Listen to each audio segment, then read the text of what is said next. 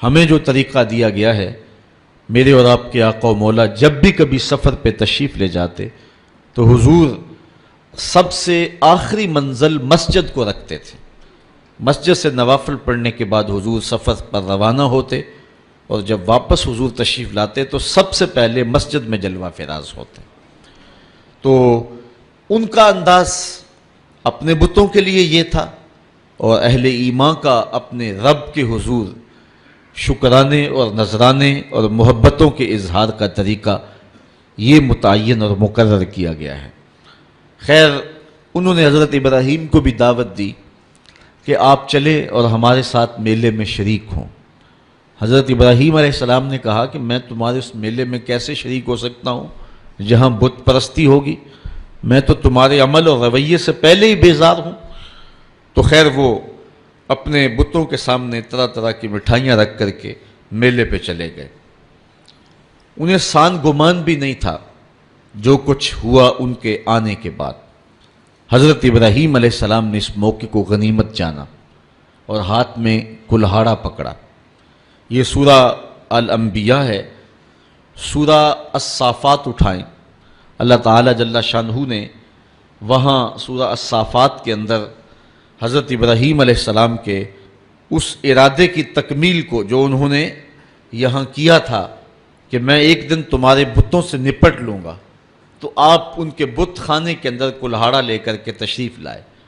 فراغ الی آلہتہم، ان کے بتوں کے پاس حضرت ابراہیم آئے۔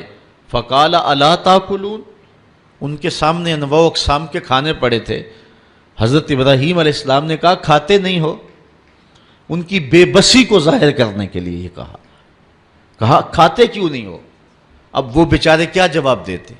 پتھر اور مٹی کے بنے ہوئے مادوؤں کی منہ میں کون سی زبان تھی کہ جو ما فی الضمیر کا اظہار کر پاتے؟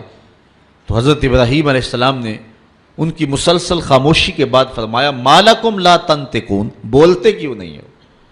فراغ علیہم ضربا بالیمین، یہ اللہ کے پیغمبر کا جلال ہے، آپ نے دائیں ہاتھ میں کلہاڑا پکڑ کے ان کے ٹکڑے ٹکڑے کر کے رکھ دیے۔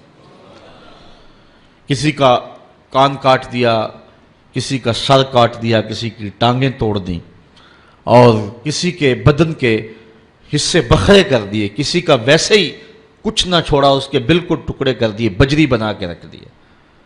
لیکن ان کا جو بڑا بت تھا اس استحان کے اندر، اس کو کچھ نہ کہا اور کلہاڑا اس کے کندھے پہ رکھ دیا۔ اب قرآن مجید میں یہاں سورہ انبیاء میں جو اس واقعہ کو بیان کیا ہے وہاں انداز دیکھیے۔ آپ نے فرمایا وَتَاللَّهِ لَأَكِيدَنَّ أَصْنَامَكُمْ بَعْدَ أَن تُوَلُّوا مُدْبِرِينَ، جب تم پلٹ کے پیٹھ پھیرتے ہوئے آؤ گے تو میں تمہارے بتوں کے ساتھ جو ہے کوئی سلوک کروں گا، ان کا بندوبست کر لوں گا۔ فَجَعَلَهُمْ جُزَازًا، تو پس آپ نے ان کو ریزہ ریزہ کر ڈالا۔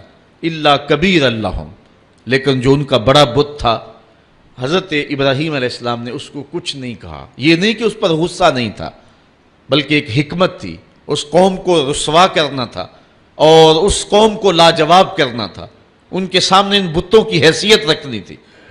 تو حضرت ابراہیم علیہ السلام نے بڑے بت کو کچھ نہیں کہا۔ لعلہم الیہ یرجعون، تاکہ وہ لوگ اس افتاد کے بارے میں اس کی طرف رجوع کریں۔ اب قوم جب واپس آئی تو معمول ان کا یہی تھا کہ وہ پہلے بت خانے میں آیا کرتے تھے۔ جب وہ بت خانے میں داخل ہوئے تو عجیب تماشا دیکھا کہ جن بتوں سے وہ مرادیں مانگا کرتے تھے، جن سے بارش کی دعائیں کیا کرتے تھے، اور جن کے ساتھ ان کی حکومت، سیاست، ان کا معاش، ان کی معاشرت وابستہ تھی، ان کے حصے بکھرے پڑے ہوئے دیکھے اور ان کی ٹانگیں ٹوٹی ہوئی دیکھی۔